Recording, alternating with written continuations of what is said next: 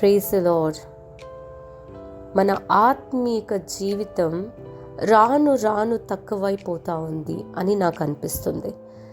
ఎందుకంటే మనం ఇప్పుడు ఉన్న పరిస్థితి ఎలా ఉందంటే, మన చుట్టూ ఒక పెద్ద ఫ్యాషన్ వరల్డ్ ఉంది, ఒక పెద్ద ట్రెండ్ జరుగుతూ ఉంది. మన చుట్టూ సోషల్ మీడియాలు తిరుగుతూనే ఉన్నాయి. వీటి మధ్యలో మనము ఆత్మీయంగా జీవించాలంటే అది చాలా పెద్ద పోరాటం అనే నేను చెప్తాను. ఎందుకంటే మనల్ని అవి ఎంతో ఆకర్షిస్తూ ఉంటాయి, మన ప్రార్థన జీవితాన్ని తక్కువ చేస్తూ ఉంటాయి.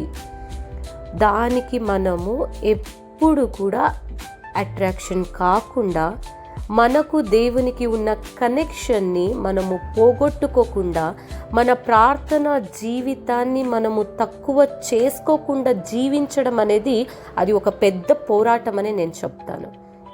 అవునండి, దీనికి నా ముందు ఉన్న దేవునికి మనకు ఉన్న ఒక సహవాసము రాను రాను తక్కువైపోతూ ఉంది. ఫోన్లు చూస్తాం ఎక్కువ, తర్వాత సోషల్ మీడియా చూస్తూ ఉంటాము, వీటిలలో సమయం పెడుతున్నామే కానీ మనము ప్రార్థన చేసేది తక్కువ, బైబిల్ చదివేది తక్కువ, అన్ని విషయాల్లో దేవుని ఒక సహవాసంలో మనము తక్కువగానే ఉన్నాము అని నాకు అనిపిస్తూ ఉంది. అలా కాకూడదు. ఎందుకంటే ఈ నీళ్ళ మాదిరి పరిశుద్ధంగా జీవించడం కష్టమే, కానీ మనం దాని కొరకు ప్రార్థన బాగా చేయాలని నేను తెలుసుకున్నాను.